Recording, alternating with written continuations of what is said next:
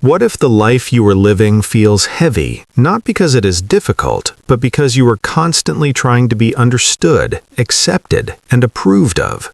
What if much of your anxiety, self-doubt, and inner conflict comes not from failure, but from the silent pressure to meet expectations that were never truly yours? These questions are uncomfortable, but they point directly to a deeper truth about freedom, responsibility, and how we choose to live. Welcome to Books Bell.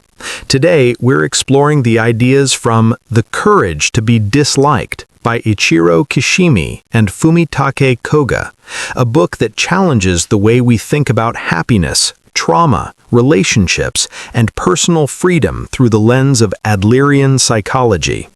In this discussion, we'll explore why your past does not control your future, why emotions are not as uncontrollable as they seem, how feelings of inferiority are formed, why seeking approval quietly limits your freedom, how relationships become lighter when responsibility is clearly defined, and why the courage to be disliked may be essential for living an authentic and meaningful life.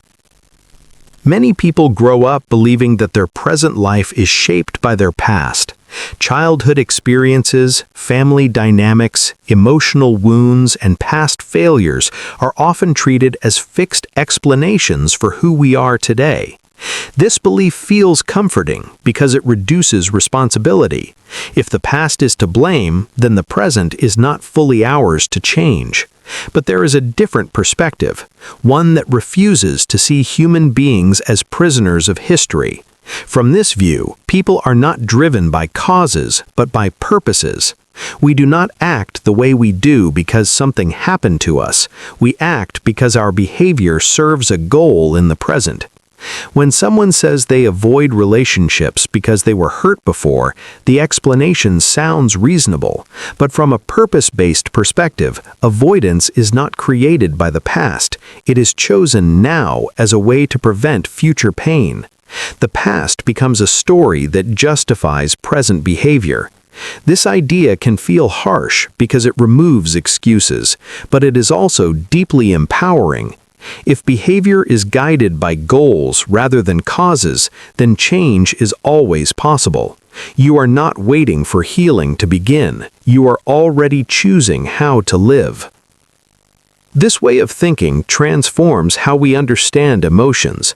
Emotions are often described as automatic reactions, as if they happen without our involvement. But emotions can also be understood as tools. Anger, for example, often appears precisely when it becomes useful. It can silence others, assert dominance, or help someone escape responsibility. A calm discussion could suddenly become heated, not because control was lost, but because anger served a purpose.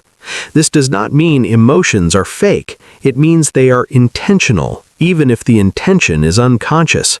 And where intention exists, responsibility follows.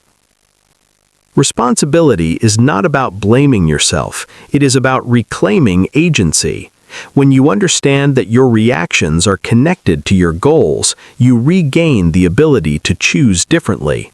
Without responsibility, there is no freedom, only repetition of the same patterns.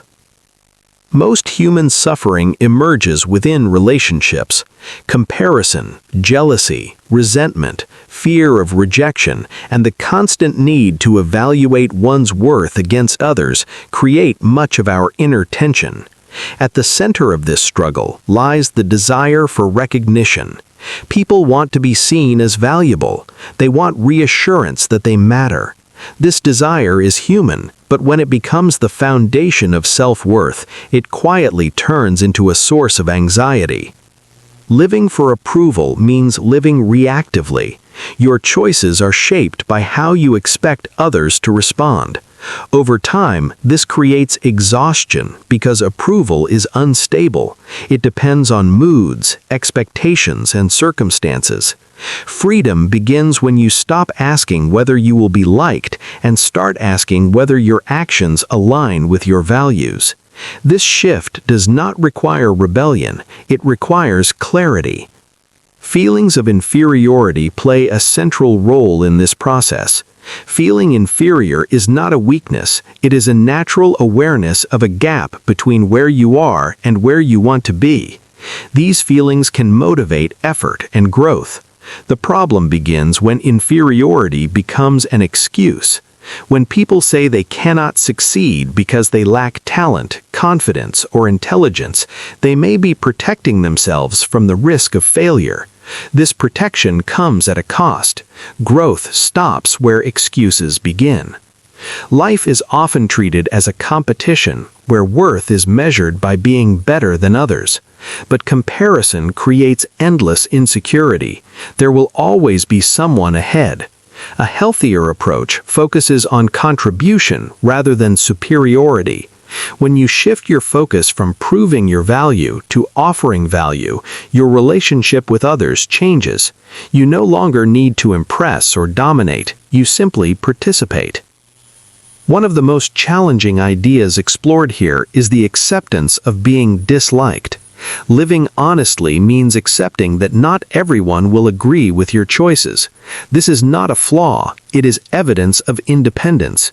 Trying to be liked by everyone requires constant self-adjustment. It leads to a life shaped by expectations rather than intention. Dislike is not something to fear, it is something to accept as part of freedom. This courage is quiet. It shows itself in everyday decisions, choosing honesty over comfort, meaning over popularity, and responsibility over excuses. Courage does not remove fear, it allows movement despite fear. A practical way to apply this mindset is through the separation of tasks. Each person is responsible for their own choices and emotions. Your task is to live with integrity. Other people's reactions belong to them. When you try to manage how others feel about you, you take on responsibilities that are not yours. This creates tension and resentment. Clear separation of tasks simplifies relationships and restores balance. Happiness, from this perspective, is not found in praise, status, or validation. It is found in contribution. When you feel useful, not to gain approval, but to add value, you experience belonging without dependence.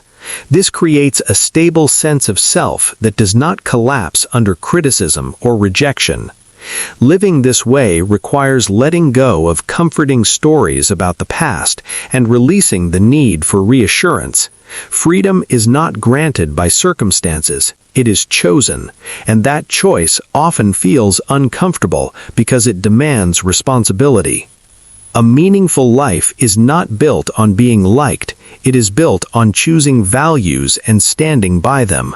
Growth begins when you stop asking how to avoid disapproval and start asking how to live truthfully. Thank you for listening to Booksbell, and remember, real freedom begins when you choose courage over approval.